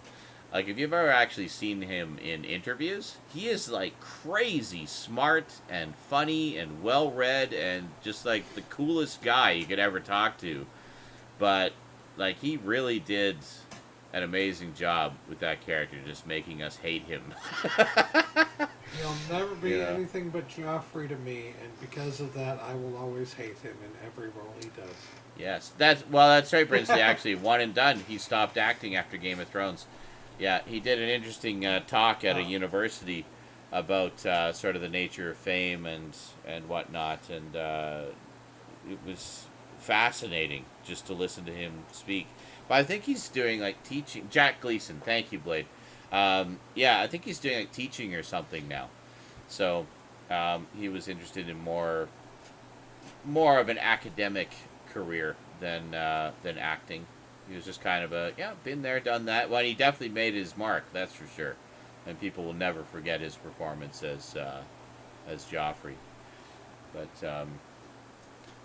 yeah, no, definitely search out some interviews with him. He's a really interesting guy, and if you get ever get the chance to hear him speak, do so. But really interesting guy who played the most evil character ever. Yes. Don't like him. Nope. Yeah. Well, and the actor who played Ramsay was like, we get rid of Joffrey, and now meet Ramsay. You thought Joffrey was bad. Joffrey was just, sadistic and a little bit. Well, he was mentally unbalanced. Like, he just didn't know how to cope with things, so he just kind of lashed out and did horrible things to people. Narcissistic. Ramsay was flat out psychotic. Like, he was psychotically sadistic. Yep. And so unpredictable. Like, that's what made him so scary. But interesting little bit of trivia. The actor who played Ramsay originally auditioned for the role of Jon Snow. I thought you were going to say that. I was just like, all right, who can I imagine him as? Can Jon you imagine? Snow? Yep. Yeah. Jon Snow. Yeah. The actor, yes. Yeah. Obviously, he would be very different. Yes. And I think the fact that he wasn't chosen to play Jon Snow means he probably would not have been a good Jon Snow. But Well, he was in Misfits. He was also in the short-lived Inhumans TV series. Played Maximus, the brother who betrays Black Bolt. He was quite good in that too. He was. That's right. The BBC series. Yeah, I knew that. I have not seen it yet. I think it's on Netflix. I might check it out at some point. But yeah, I really liked him. And actually, even he was saying at the time that even he found a lot of the things that Ramsay does to be disturbing. It's like, but you play Ramsay, I know. And he's like, I really hope that he gets his just desserts. Like, I really want him to have a spectacular, ironic death. And he did. He had a wonderful death. It's very satisfying when he finally got it in the end. absolutely satisfying. Sansa watching as the dogs rip him apart. Beautiful. It's going to be fun watching this again. It's like, oh yeah, this is that really disturbing part that's still really disturbing. Oh, here's that other really disturbing part that's still really disturbing. Like, God. It's the most violent, gory, genuinely disturbing fantasy adventure series I've ever seen. It's unbelievable. But no regrets. It was a journey I've thoroughly enjoyed. And sorry to see that so many people are so angered by the ending. But I think people will warm up to it in time. Honestly, I think they will once they get sort of over the initial shock. And I just felt like the way the story was developed in this last episode in particular was perfect in that it really ties up all the loose ends for the most part. yeah, as much as they can be, I Leaves a think. few loose ends there to, to work with in the future and whatever Yep. spin-offs they're going to do. What And yeah, it left some open-endedness, which I was quite happy to exactly. Because like we've talked about, the open-endedness makes it like keeps it in your mind that hey, even though it seems like a happy ending, it might not all be all that great. You don't know what's going to happen in the end. see. Yeah. You know, because something else could happen. I mean, for instance, Sansa was not necessarily happy with the choice of Bran as king. Like, we don't know what Sansa's going to end up doing. Possibly. We don't know what Jon's going to end up doing. Yeah. We could have theories about what. Well, that's the thing. I mean, the story goes on, right? The story is like, again, it's like this is the story of these characters' lives. Their lives go on, and they will continue to go, and the kingdom will go on through generation after generation. So, I mean, it's entirely possible we could revisit these characters at some point down the line, see what Arya's discovered over to the west, see what Jon's up to, partying with the wildlings in the forest. You know, see how Sansa's doing, see how Bran and everybody's doing. You know, I mean, there's still, as you say, I mean, there's plenty of room for things to go wrong. There always is. That's life. But Yep. but it's That's what I like about it, though, because yeah. To me, it was a satisfying place to leave things off. Like, all the major story threads, as you say, were nicely tied up. I mean, we defeated the Night King, we got rid of Cersei, and we got, hopefully, a better government in place, better king in place. You know, everybody... And all the symbolism in it, like going back to a lot all of these symbolism, other moments throughout the series. Like, all this stuff, like, basically all these threads that were created earlier in the series that finally got their resolution in this episode. Yeah. And I love the tragedy of the episode. I know a lot of people, it's tragedy. That's not what I want in my final episode. We'll deal with it. It's Game Tragedy. of Thrones. There has to be some tragedy. Yeah. Exactly. It's always been part of the fucking deal. But, yeah, and the poetic justice as well, like for Tyrion in particular. Just the poetic justice of him now being forced to be the hand as a punishment. Yeah. Like, so much poetic justice in this episode too. So yes, there's it definitely... felt like a proper resolution to everything to me, because we were getting like legitimate resolutions to everything. It might not have been the resolution you wanted to see personally, but we got an answer. We figure out what actually happened. There's a reason for it, you know? Yeah. So, And once again, all the broad strokes have been part of the plan all along. you're not mad at the show writers, you're not mad at the show creators, you're mad at George R.R. Martin. You're just And mad you shouldn't be. at the story not going quite the way you wanted it to. And that's fair. That's fine. I mean, you're under no obligation to enjoy how it ends just because you've enjoyed aspects of the rest of it, you know? I mean, endings are difficult things, and they are not going to satisfy everyone who has enjoyed the journey up until that point. But for me personally, I mean, maybe I'm a little bit forgiving when it comes to endings, but because as you know, as a sometimes writer myself, I know how hard it is to write a good ending. Sometimes it is more about the journey. So, I mean, I feel like, as I said, it's like the journey goes on in this, but we left it at a good point, I think, where it's a time of change. All the major things that we've been leading up to have been dealt with, and then these characters can go off and do whatever else they're going to do with their lives. So, I don't know. I think it was as complete an ending as it could be, honestly. I honestly don't know how else they could have ended it, really. I mean, other than to kind of deal with the major plot threads, pay off some of the seeds, and move on. I'm sure there will be a lot of fan fiction from, people who hated it in the next Arya's Adventures in the West. And I'm sure a lot of that fan fiction is going to be terrible.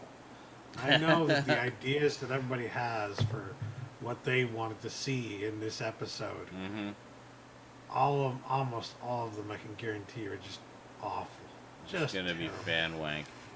Dany is queen, and she never killed everybody, and everybody loves her. The end. And her and Jon Snow are fucking all the time. Because John they make a cute couple. Jon has reconciled the fact that she's his aunt, and he's okay with it now. Because that's how Targaryens are. Yep. He just accepted his incestful lineage, and he's at peace with it now. That's the way the Game of Thrones works. The Game of Thrones. Sometimes in the Game of Thrones, sometimes people win. Arya the Explorer, the movie. I'm there. I'm totally there. Fuck it. If that's the spin-off series, oh my god, guys. The Adventures... That's the spin-off series. Arya the Explorer. Not quite. Seeing what's west of Westeros. Not in the Door of the Explorer way, okay? But just Arya meets Indiana... Arya meets Indiana Jones? Crossover! Yeah! Arya is Indiana Jones, essentially. That's what I want. A mixer of that and Arya as, Christopher Columbus. That's a whole... She's a pretty brutal character herself, so... Yes. I'm sure she would make an excellent Christopher Columbus. She is a master... she's a master assassin. She's a fucking ninja. Like, there is that scene where... what was it? Where we see Arya in the crowd, just watching as Daenerys is addressing everybody, and Jon is standing off to the side disapprovingly, and then Daenerys turns and walks away. We just see Jon, just looking after her, and suddenly, a whisper in the wind, Arya is standing next to Jon. The camera, at the top of the steps. Yeah, the camera just moves over slightly. And there she is. The entire army. She got by the entire army. Yeah. She was up there. I laughed. I was like, wow, Arya just, ninja'd her way to stand next to Jon. Yeah. Exactly. Yeah, I love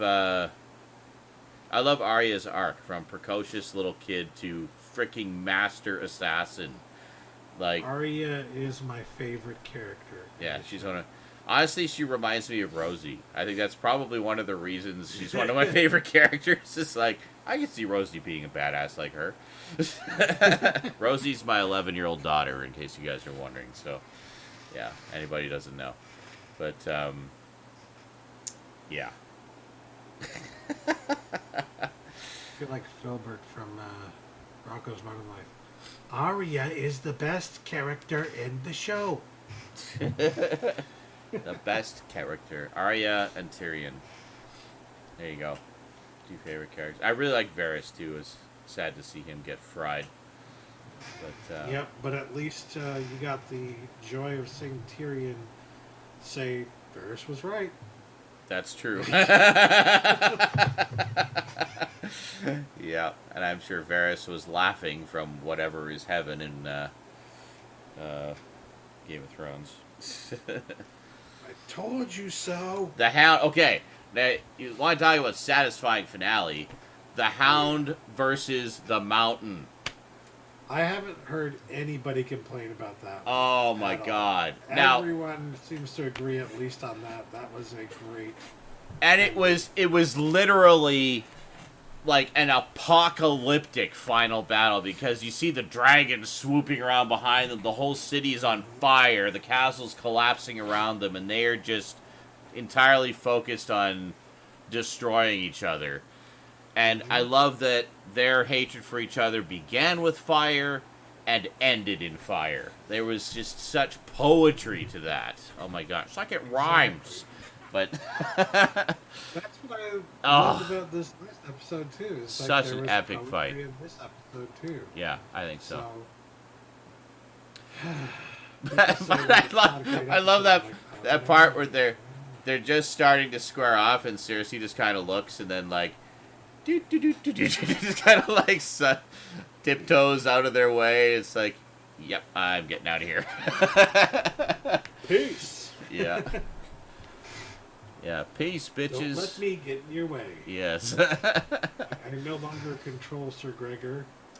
Yes. Probably never did, but no. But and we even got the unmasking of Sir Gregor, so we could finally see what Zombie Mountain looked like under the helmet.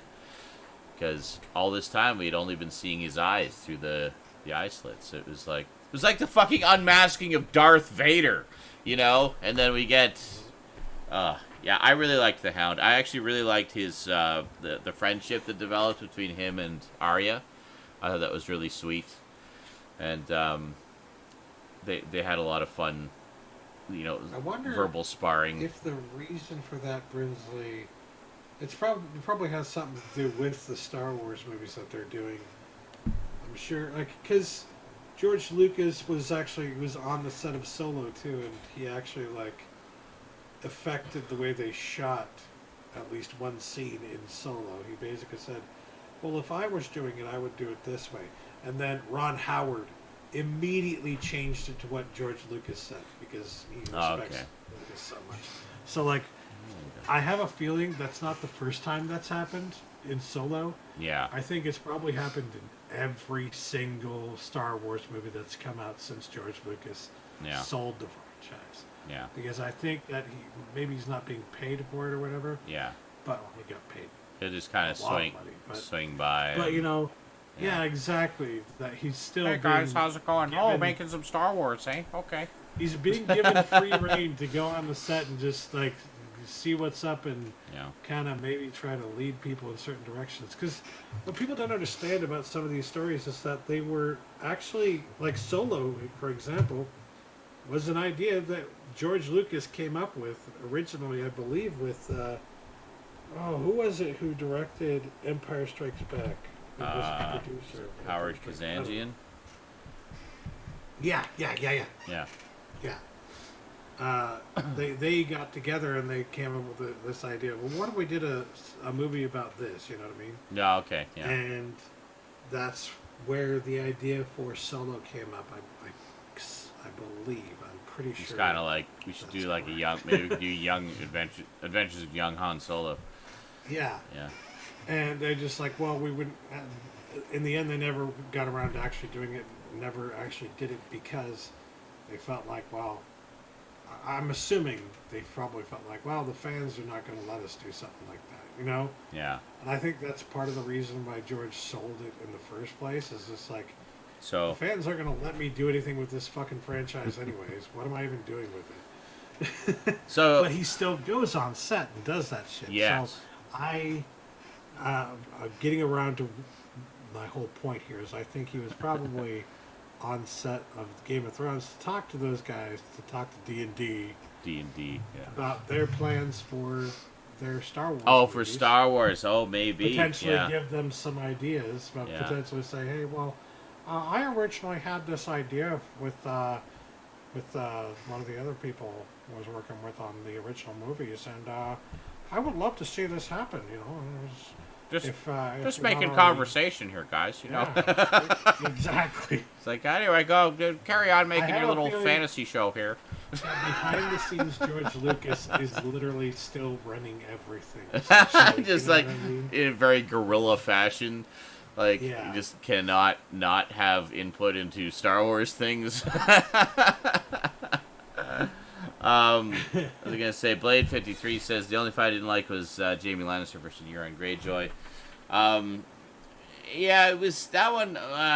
Yeah, it was okay. I was just happy to see Euron Greyjoy get killed, because God, Game of Thrones is so good at having characters you love to hate, right?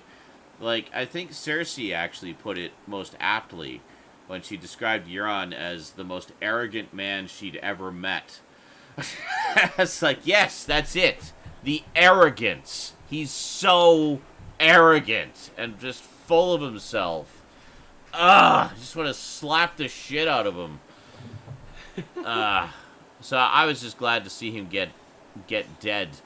But even then, he was like still being full of himself right to the most. Like, ha ha, I killed the Kingslayer. Blah.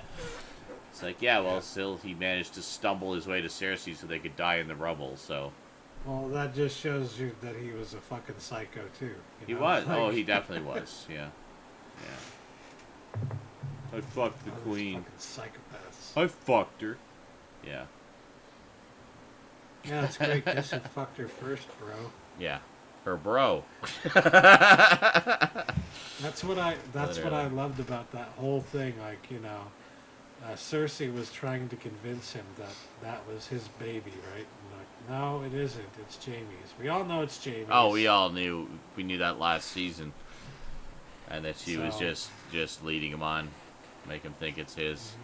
Well, she also probably thought that Jaime wasn't coming back, so it's like, well, at least this gives me an excuse, so I can say it's his baby if anybody questions it, and then they won't think it's an incest baby. But see, Cersei always was thinking several moves ahead in the game, so that was part of it, as she was also so confident that they were going to win.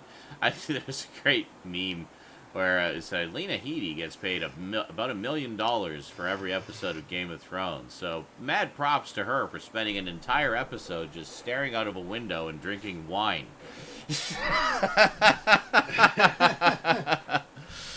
Namely, as slightly changing her facial expression. I gotta say, one thing I've always really liked is, like with Lena Headey as an actor, is the subtlety that she can put into her facial expressions, the subtle little changes. Because if you watch that episode, like watch her facial reactions, I mean, starts off she's so smug and full of herself, like, I got this in the bag, like, ha ha, who do they think they are? Just her facial expression just says it all. She knows she's won. And she's just sitting back, waiting to see it all play out from her window, sipping her wine. And then as the episode progresses, and again, this is the perfect example of how Game of Thrones just jostles your emotions around.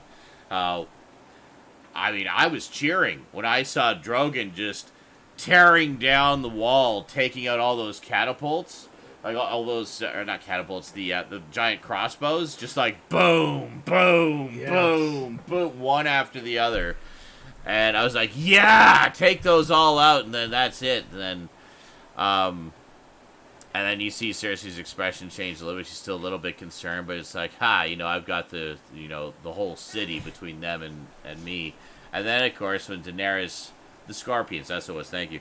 And then when Daenerys, of course, does her dark turn and starts just laying waste to the whole city, and then she's just sweeping across the city, gradually getting closer and closer, and then turns and makes a beeline for the Red Keep, and Cersei's just like, oh, fuck. Like, she doesn't know how to react. Like, I did not account for this. And did you notice also, when Daenerys is blowing up the city, there's these occasional green explosions? You remember how... I did notice It's that, another thing of seeds planted ages ago. Now, of course, we know all about the green fire stuff, the explosive stuff that they've used in seasons past, and how they blew up the, the whole building with Marjorie and everybody in it. But the whole thing was the Mad King had secret stores of that stuff stashed all around the city because he wanted to set the city on fire. Oh, that just occurs to me. Maybe she was just fulfilling Daddy's ambition of setting the city on fire. Doing what her father wanted to do all along, but Jaime stopped him. Yeah. Might have been part of it. But the thing I found interesting was as she's laying waste to the city, we're seeing these random explosions of green fire. It's like, oh, that's where one of them was hidden. Oh, that's where another one was hidden. Like, like, we finally know where they were all hidden. Of course, they're all blown up now, but the leftover wildfire. Yeah, exactly. So it's like there was still secret stores that even they didn't know where they were. But the city burning revealed them for what it's worth. But, so sorry, what, you were going to say something? I don't remember. Okay.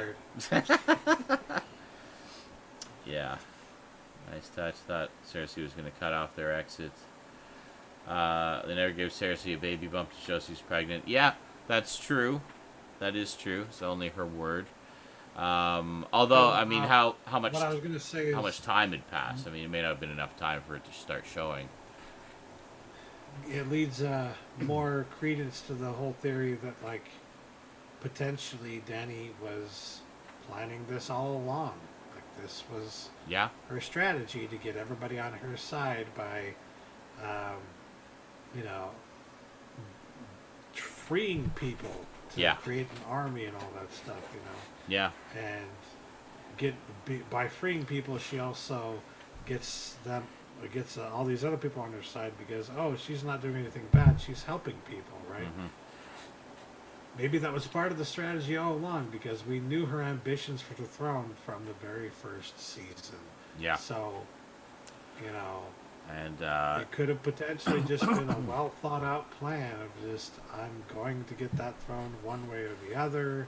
Mm-hmm. And, you know, part of that plan was to light the city on fire. Yeah, right, eh? Brinsley? Yeah. Change it to a little... We were commenting... I don't know if you heard that. We were commenting earlier. I love the part where the dragon just obliterates the Iron Throne. It's like, oh, that's beautiful. Yes. Because I was pretty sure that the Iron Throne was going to be gone by the end. Like, that there was going to be... It was going to be torn... either it was going to be, like, whoever the new king is would tear it down. It's like, you know, this represents the old way. This could be the new way. Or something like that. I was not expecting something quite so epic as Drogon to just say, fuck this throne! And just, like, completely annihilate it. Like, man, that was poetic. It was beautiful. And just Jon just standing there like, I'm just not gonna move. I'm just gonna stand very still. But, this is a thing that's happening. But that was great. This is a thing that is happening. But, like, yeah. I see Drogon leaving with Daenerys, kind of akin to when the Frankenstein monster leaves at the end of Frankenstein, where he's like, I've had enough of man, I'm out of here. So it's kind of like Drogon pulled a Frankenstein's monster. It's like, I've had enough of man and their petty wars, I'm out of here. Fuck your throne, I'm gone. This stupid clump of metal, which I have just melted into a puddle, is what got my mom killed, so I'm out of here. So. Yep. But of course, I guess one of the big questions, but why didn't he kill Jon? Because Jon's a Targaryen. Period. Yeah, that's literally the beginning and end of it. I guess he could have eaten him, you know, that's a possibility. Could have, but they don't kill... Well, he could have set him on fire. Why didn't he set him on fire? Yeah. Did you miss the part where Jon's a Targaryen? He probably couldn't. We never really saw that put to the test with Jon, but I think it's assumed that he would probably have a resistance to fire like Dany's. Well, specifically, to any fire. But, something I saw the other week, there are going to be more dragons. I have no idea how. Just finished watching the final. Excellent. We just spent the past 2 hours talking about it. Yes. I think we're about done. I'm actually pretty beat after today. And I think 2 hours is probably a good... Yes, that's Hodor right there. Say hello, Hodor. Hodor. Unfortunately, in another time zone. Well, you can catch the repeat I'm actually going to post this publicly on YouTube rather than as an exclusive, so enjoy. Or you can watch it here on Twitch, of course. All right. Any final thoughts? Any final words before we... Hodor. I miss Hodor. I loved Hodor. Me too. Hodor. But oh my god, yeah, he had a great send-off. The whole hold the door scene, and how it was partly due to Bran's haphazard warging around through time. Amazing. Just amazing. I was crying. But you know what that means now, though? I cried that so Hodor hard during that was scene. one of the most important characters in the entire story, because Yes. without him, Bran would be dead, and he would not be king. Absolutely. So. Absolutely. His father told her she's not half as clever as she thinks she is. Oh, you mean Tywin? I like Tywin. I liked Tywin as, another character you love to hate. Plus, Charles Dance is such an awesome actor. Like, just so compelling. Like, even though he was being a dick, you still, couldn't take your eyes off him and hang on his every word. And as one of you was saying earlier, the whole sequence with Arya being his sort of servant girl for a little while there was not in the books. That's something that was added for the show, which everyone loved, But, yeah, Charles Dance was great. Honestly, the whole cast was great. Like, I think they, I got to give mad props to, the casting directors and everybody responsible for pulling together that cast. I mean, what an amazing set of actors, many of whom I had never even heard of before, and now I'm a fan for life because they were amazing. But, yeah, it's been a tremendous ride.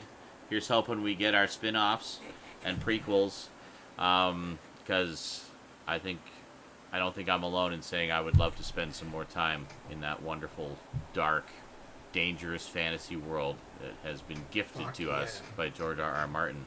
In the meantime, Season 8 of Game of Thrones... Daddy, may we have another? Yes.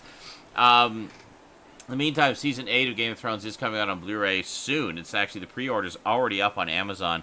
There's also a complete series set already up for pre-order. It's going to be about $250 US, apparently, for the complete series on Blu-ray. So, yeah, I'm pretty sure we're going to get at least one spin-off, like a prequel series or something. But don't expect it, for another couple of years, probably. So, plenty of time to rewatch all 8 seasons of the original and to read the books, if you haven't already. I still need to read the books, but I've not watched the 2-hour documentary, but I might now. Are things predetermined by the Three-Eyed Raven because the previous one would have known? I don't remember if that's possible. I'm not sure. Bran doesn't really see the future, does he? More just kind of sees the past and the threads that connect things to current events, I think. Or does he see the future? I think he can, but Yeah. it's not like he sees the whole thing, No, no. He can see... Well, I guess he can see the threads that connect things that will lead to this future or that future kind of thing. So that's why he was sitting there saying, and everybody was saying, oh, I'm so sorry for all the shitty things I did. It's like, well, that brought you here, so everything that happened exactly how it needed to happen to bring you to this moment, Oh, you watched the whole series within 3 months. Was that Oh, wow. your first time seeing it? Nice. And you just finished Because if it is your first time seeing it, I would be interested in your thoughts on, the last season here, because, Yeah. Now, Now, people who haven't seen it, who are not indoctrinated with all the fucking hate The from Wonka. fans. Well, because one of the things we were talking about here, Drum Mike, is I think one of the reasons a lot of people are irritated by the last season is because, quite frankly, they've forgotten a lot of stuff. Because there was a lot of payoffs this season that relate to things that happened, several seasons ago. So, by you having binged the entire series in 3 months, all of those things would be a lot fresher in your mind. So what did you think of the final season? Did you like it? Did you find it was rushed? Did you not like it? Or I have to pee. I'll be right back. It'll take a minute to type that up anyway. First time around. Oh, so what did you think? Of the last season in particular, in comparison to the rest of it.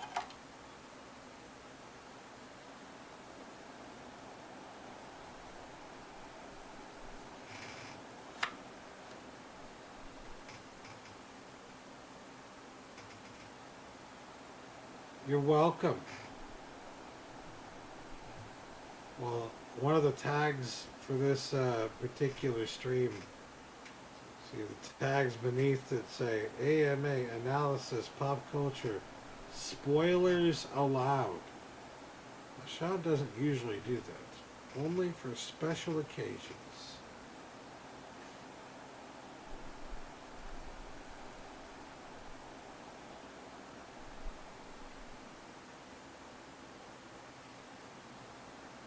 Yep, everyone dies. The end.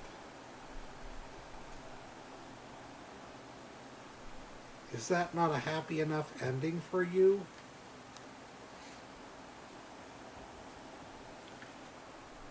Why don't you like that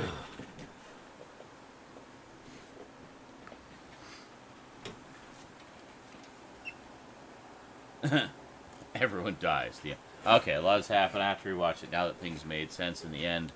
I was satisfied with the ending. Well, there you go. So I cried. Well, there you go. See, perfect. And I think one of the things we've been saying all night is that I think a lot of the anger and hate that people are expressing towards it now is going to lessen with time.